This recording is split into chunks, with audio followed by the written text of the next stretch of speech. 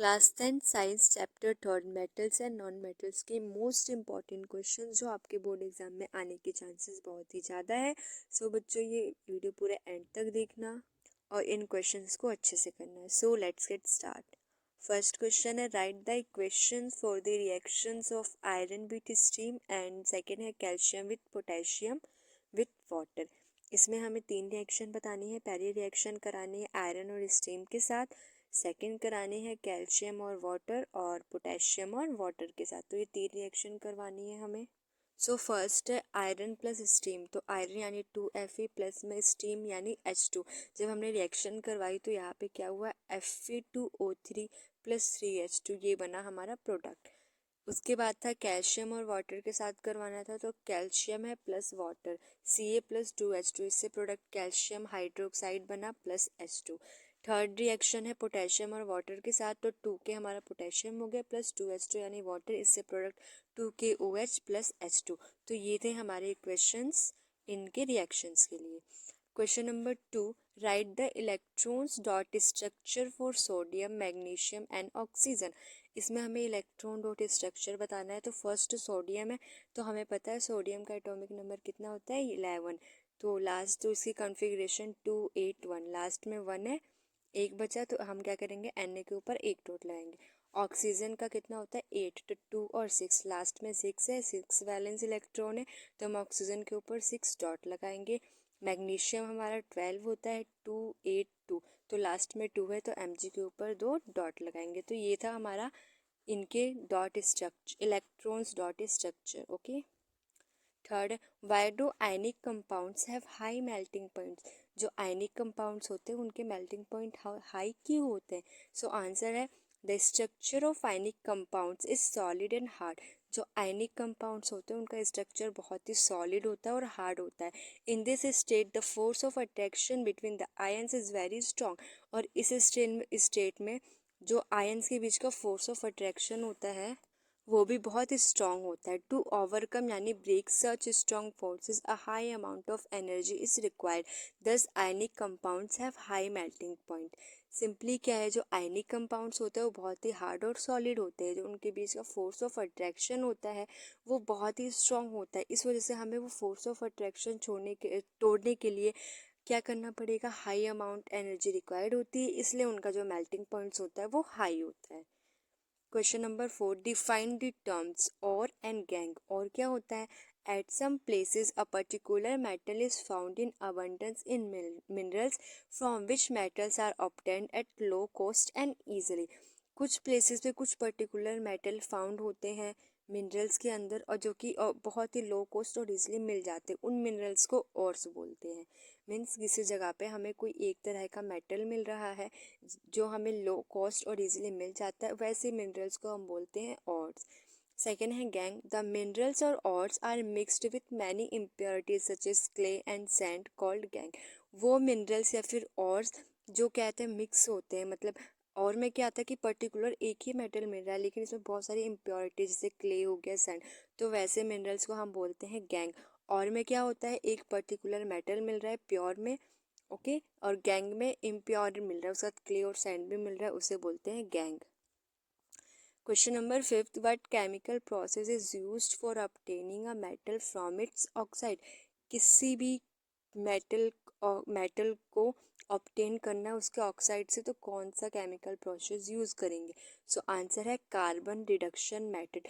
किसी भी मेटल को उसके ऑक्साइड से ऑब्टेन करना होता है तो हम कार्बन रिडक्शन मेथड का यूज़ करते हैं। अब ये होता क्या है, सो in carbon reduction, metal ore is heated with carbon, where carbon acts as reduction agent that reduces metal oxides by removing oxygen in order to produce metal elements such as zinc, iron, lead, etc. जब carbon reduction method में क्या होता है, जो metal का और होता है, फॉर एग्जांपल हमारे पास मान लो आयरन, लीड है या जिंक है, ओके, तो हमारे पास और है, मेटल और है, तो क्या होगा, वो जिंक ऑक्साइड हो सकता है, आयरन ऑक्साइड या लीड ऑक्साइड। हम इसको हीट करते हैं कार्बन के साथ, तो कार्बन क्या करता है, रिड्यूसिंग एजेंट की तरह काम करता है। जो कार्बन होता है वो मेटल ऑक्साइड में, तो जो मेटल और है उसमें से ऑक्सीजन को रिमूव कर देता है जिससे कि हमारा मेटल मिल जाता है। ओके, फॉर एग्जांपल हमारे पास जिंक ऑक्साइड है, हमें जिंक ऑक्साइड से जिंक निकालना है, तो हम जिंक ऑक्साइड को हीट करेंगे कार्बन के साथ, कार्बन रिड्यूसिंग एजेंट की तरह काम करेगा। वो क्या करेगा, जो जिंक ऑक्साइड है उसमें से ऑक्सीजन को रिमूव कर देगा और हमें हमारा प्योर मेटल मिल जाएगा। Question number 6, which metal don't corrode easily, कौन से मेटल वो होते हैं जो जल्दी से कोरोड नहीं होते। आंसर है gold and silver metals don't corrode easily. जो गोल्ड होते हैं और सिल्वर होते हैं वो जल्दी कोरोड नहीं होते। क्यों? क्योंकि वो बहुत ही कम रिएक्टिव होते हैं, वो they are least reactive in nature, वो कम रिएक्ट होते हैं तो जल्दी वो ऑक्सीजन से रिएक्ट नहीं करते, जिस वजह से वो कोरोड नहीं होते। और जो हाईली रिएक्टिव मेटल्स होते हैं वो इजिली कोरोड हो जाते हैं। सो नेक्स्ट क्वेश्चन नंबर 7 है, what are amphoteric oxides. Amphoteric oxides क्या होते हैं? Give 2 examples of amphoteric oxide. Amphoteric oxides के 2 एग्जांपल्स बताने हैं। सो आंसर है the oxides which behave as both acidic and basic oxides are called amphoteric oxide. वो oxide जो acid की तरह भी एक्ट करता है और बेसिक दोनों की तरह एक्ट करता है उसे बोलते हैं एम्फोटिक ऑक्साइड्स। एग्जाम्पल में हमारा aluminium oxide Al2O3 and zinc oxide ZnO। तो एम्फोटिक ऑक्साइड्स वो ऑक्साइड्स होते हैं जो एसिड की तरह एक्ट करते हैं और बेस दोनों की तरह एक्ट करते हैं, उन्हें बोलते हैं amphoteric oxides. Question number 8, name 2 metal which will displace hydrogen from dilute acids and 2 metal which will not. 2 metal का नेम बताना है जो डाइल्यूट एसिड्स में से हाइड्रोजन को डिस्प्लेस कर देते हैं और 2 ऐसे मेटल्स जो नहीं करते। सो आंसर है iron and aluminium will displace hydrogen from dilute acid as they are more reactive than hydrogen. Okay, इसमें क्या होता है, जो आयरन और एल्यूमिनियम होते हैं वो डाइल्यूट एसिड में से जो हाइड्रोजन है उसे डिस्प्लेस कर देते हैं। अभी डिस्प्लेसमेंट रिएक्शन थी ना, कि जो मोर रिएक्टिव होता है वो लेस रिएक्टिव वाले को हटा के खुद डिस्प्लेस हो जाता है। तो सेम यहाँ पे क्या होता है, जो आयरन और एल्यूमिनियम है वो हमारे हाइड्रोजन से मोर रिएक्टिव है, तो वह हाइड्रोजन को डिस्प्लेस करके खुद लग जाते हैं। ओके, फिर हम बात करते हैं कौन से 2 मेटल्स जो नहीं डिस्प्लेस करते। तो मरकरी एंड कॉपर। तो जो मरकरी और कॉपर्स होते हैं वो हाइड्रोजन को डाइल्यूट एसिड से डिस्प्लेस नहीं करते। क्यों? क्योंकि वो हाइड्रोजन से कम रिएक्टिव है। जो आयरन और एल्यूमिनियम थे वो हाइड्रोजन से ज़्यादा रिएक्टिव थे, तो वो डाइल्यूट एसिड में से हाइड्रोजन को हटा के खुद डिस्प्लेस कर रहे थे, खुद लग जा रहे थे। लेकिन जो हमारा मरकरी और कॉपर है वो लेस रिएक्टिव थे हाइड्रोजन से, इसलिए वो हाइड्रोजन को डाइल्यूट एसिड से डिस्प्लेस नहीं करते हैं। Question number 9, in the electrolytic refining of a metal M, what would you take as the anode and the cathode and the electrolyte। हम क्या कर रहे हैं, मेटल M की इलेक्ट्रोलिटिक रिफाइनिंग कर रहे हैं, तो हम एनोड, कैथोड और इलेक्ट्रोलाइट क्या लेंगे। सो देखते हैं। आंसर है electrolytic refining is a method of extracting and purifying metals obtained through refining process.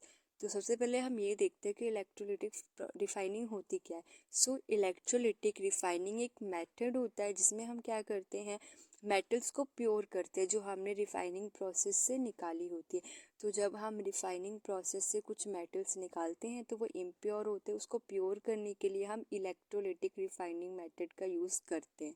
Okay, next the anode would be a road of impure metal M। तो अब यहाँ पे एनोड क्या होगा, एनोड होगा हमारा जो हमने एक्सट्रैक्ट प्रोसेस में, रिफाइनिंग प्रोसेस में जो हमने निकाला है ना इम्प्योर मेटल, वो होगा एनोड। कैथोड क्या होगा, वो प्योर मेटल की स्ट्रिप होगी। ओके, एनोड क्या होगा, इम्प्योर मेटल होगा, और कैथोड हमारा प्योर मेटल का नैरो स्ट्रिप होगा। और इलेक्ट्रोलाइट क्या होगा, a water soluble metal M salt would be utilized. Okay, so electrolytic refining हम किस लिए करते हैं, ताकि जो रिफाइनिंग प्रोसेस से जो मेटल निकला है, जो इम्प्योर मेटल निकला है उसको प्योर कर सके। इसमें हम एनोड लेते हैं इम्प्योर मेटल, कैथोड लेते हैं प्योर मेटल, और इलेक्ट्रोलाइट क्या लेते हैं, एक वाटर सॉल्यूबल मेटल सॉल्ट लेते हैं। Okay, question number 10, Pratyush took sulphur powder on a spatula and heated it. जो प्रोट्यूस होता है वो सल्फर पाउडर लेते हैं स्पैचुला। स्पैचुला क्या होता है, चम्मच की तरह होता है, आप ये डायग्राम में देख सकते हो, जो उसके हाथ में उसे बोलते हैं स्पैचुला। तो वो उस स्पैचुला में सल्फर पाउडर लेता है और उसे हीट करता है। He collected the gas evolve by inverting test tube over it. और जब वो हीट करता है तो जो हमारे गैस इवॉल्व होती है उसको वो कलेक्ट करता है। कैसे कलेक्ट करता है आप ये देख सकते हो डायग्राम में। वो ऊपर एक इन्वर्टेड एक उल्टा बीकर रख देता है, जिससे जो टेस्ट ट्यूब रख देता है, जिससे जितना भी वो सारा गैस है वो उसमें जाता है। Okay, as shown in figure में देख सकते हैं। आप देखते हैं क्वेश्चन क्या है, what will be the action of gas. अब जो हमने गैस कलेक्ट किया है उसका एक्शन क्या होगा। फर्स्ट ऑप्शन है ड्राई लिटमस पेपर पे, सेकेंड है मॉइस्ट लिटमस पेपर पे। तो हमें बताना है जो गैस हमने कलेक्ट की है उसका क्या इफेक्ट होगा ड्राई लिटमस पे और मॉइस्ट लिटमस पे। बी पार्ट है उसका एक बैलेंस केमिकल इक्वेशन भी लिखना है जो ये रिएक्शन हो रहा है। सो आंसर है when sulphur is heated in air. जब सल्फर को हम एयर में हीट करते हैं तो ये सल्फर डाइऑक्साइड प्रोड्यूस करता है। ओके, सो हमें पता चल गया कि जो गैस निकल रही थी वो क्या थी, यस सल्फर डाइऑक्साइड। सो अब हमारे पास क्वेश्चन है ना कि वो ड्राई लिटमस पेपर के पे क्या इफेक्ट देगा। So SO2 gas is neutral in nature and thus there will no if change in colour of dry litmus paper. तो जो SO2 गैस है वो न्यूट्रल होता है नेचर में, इसलिए वो कोई भी इफेक्ट नहीं देगा ड्राई लिटमस पेपर पे। बी पार्ट से जो रिएक्शन हो रही है उसको बताना है। तो हमने सल्फर ले रखा है प्लस O2, ऑक्सीजन में हमने हीट किया तो SO2 बना। अब जो SO2 है वो वाटर से वो करके H2SO3 बनाएगा, तो ये रिएक्शन इवॉल्व हो रही है। Question number 11. You must have seen tarnished copper vessels being cleaned with lemon or tamarind juice. हमने हमेशा देखा है कि जो टर्निस्ड कॉपर वेसल्स होते हैं उसको हम लेमन या टर्मरिक जूस से क्लीन करते हैं। Explain why this sour substances are effective in cleaning the vessels. तो हमें बताना है कि जो ये सोर्स सब्सटेंस है ये क्यों इफेक्टिव होते हैं उसको उस वेसल्स को क्लीन करने में। ओके, सो आंसर है the citric acid present in the lemon. जो लेमन होता है उसमें सिट्रिक एसिड प्रेजेंट होता है, या फिर टर्मरिक की बात करें तो उसमें भी सिट्रिक एसिड प्रेजेंट होता है। तो क्या करता है, neutralises the basic copper carbonate and dissolves the layer. Okay, तो जो हमारा कॉपर होता है, जो कॉपर वेसल्स होता है वो नेचर में बेसिक होता है। जब हम उसके ऊपर एसिड से क्लीन करते हैं मीन्स सिट्रिक एसिड या सिट्रिक एसिड लेमन प्रेजेंट होता है, तो लेमन या टर्मरिक से जब हम उसे क्लीन करते हैं तो जो कॉपर का बेसिक उसका नेचर है ना वो एसिड के साथ मिलकर न्यूट्रलाइज हो जाता है, और जो उसके ऊपर एक कॉपर कार्बोनेट की लेयर होती है वो डिजॉल्व हो जाता है। और जब वो लेयर डिजॉल्व हो गई तो that is why tarnished copper vessels are cleaned. इस वजह से वो बिल्कुल क्लीन और साफ सुथरा हो जाता है। ठीक है, विथ लेमन और turmeric juice to give the surface of the copper vessel its characteristic lustre. फिर से वापस वो शाइनिंग करने लगता है। मीन्स जो हमारा कॉपर वेसल्स होता है उस पर क्या होता है, कॉपर कार्बोनेट की लेयर बन जाती है जिससे वो गंदा दिखता है। तो हम क्या करते हैं कि एसिड से उस लेयर को हटा देते हैं। और कैसे हटाते हैं, जो कॉपर था वो बेसिक नेचर का था, हमने उस पर एसिड यूज़ किया लेमन या टर्मरिक, तो उससे वो लेयर हट गई और हमारा जो वेसल्स है वो क्लीन हो गया। नेक्स्ट क्वेश्चन है, a man went to door posing as goldsmith. एक आदमी मतलब एज अ गोल्ड स्मिथ बन के जा रहा था। He promise to bring back the glitter of old and dull gold ornaments. An unsuspecting lady gave a set of gold bangles to him which he dipped in a particular solution. The bangles sparkled like new, but their weight was reduced drastically. The lady was upset, but after a futile argument, the man beat a hasty retreat. Can you play the detective to find out the nature of the solution he had used? Simple क्या है, एक आदमी जो था वो मतलब गली में घूम रहा था, तो उसने बोला कि आपके जितने भी सोने के जो पुराने और डल जो ऑर्नामेंट्स है मैं उसे साफ़ कर सकता हूँ, क्लीन करके उसे फिर से ग्लिटर कर सकता हूँ। फिर उस एक लेडी ने उसे अपना जो है गोल्ड बैंगल्स का सेट दिया। उसने उसे एक सॉल्यूशन में डाला, उसकी शाइनिंग तो वापस आ गई लेकिन उसका वेट बहुत कम हुआ। तो क्यों कम हुआ, उसने कौन सा सॉल्यूशन यूज़ किया होगा। ओके, सो आंसर है the man had used the solution of aquaresia is a mixture of nitric acid and hydrochloric acid optimally in a molar ratio of 1:3। तो जो वो आदमी था उसने एक्वारेजिया को सॉल्यूशन यूज़ किया था, मीन्स मिक्सचर यूज़ किया था nitric acid and hydrochloric acid. Ratio क्या था, 1:3। Okay, on dipping the gold jewellery in the acid solution. और जब उसने जो गोल्ड ज्वेलरीज को जब एसिड सॉल्यूशन में डाला तो जो आउटर लेयर थी गोल्ड की वो डिज़ोल्व हो गई और इनर शाइनी लेयर दिखने लगी। इस वजह से उसका जो वेट है वो लॉस हो गया। उसने सबसे पहले कौन सा सॉल्यूशन यूज़ किया, एक्वा रेजिन यानी नाइट्रिक एसिड और HCl। ओके, और क्या हुआ कि जब उसने ज्वेलरी को उस सॉल्यूशन में एसिड सॉल्यूशन में डाला तो उसने क्या किया, जो उसकी आउटर लेयर थी ना गोल्ड को, उसे डिज़ोल्व कर दिया। तो डिज़ोल्व करने से वो हट गया, इनर लेयर आ गया। तो इस वजह से क्या हुआ कि इनर शाइनी लेयर आया तो वो क्लीन तो हो गया लेकिन उसका लॉस कम हो गया। क्यों कम हुआ, क्योंकि अपर लेयर तो वो डिज़ोल्व हो गई। Question number 13. Give reasons why copper is used to make hot water tanks and not steel. Reason देना है कि जो कॉपर है वो हम क्यों यूज़ करते हैं हॉट वाटर टैंक्स बनाने के लिए। हम उसकी जगह स्टील भी तो यूज़ कर सकते हैं। So let's see the answer. Copper doesn't react with cold water. जो कॉपर होता है वो कोल्ड वाटर के साथ रिएक्ट नहीं करता, ना ही वो हॉट वाटर के साथ, ना स्टीम। मीन्स जो कॉपर होता है वो रिएक्ट नहीं करता, ना हॉट वाटर के साथ करेगा, ना कोल्ड वाटर के साथ, ना स्टीम के साथ। लेकिन अगर हम आयरन की बात करें तो आयरन हमारा स्टीम जो है रिएक्ट कर देगा और जिससे कि टैंक कोरोड हो जाएगा। मीन्स कि हम कॉपर का यूज़ इसलिए करते हैं ताकि हमारा वाटर टैंक्स उसमें जंग ना लगे, उसमें कोरोड ना आए। क्योंकि जो कॉपर होता है वो ना तो वाटर से रिएक्ट करता, ना कोल्ड से, ना हॉट से, ना स्टीम से।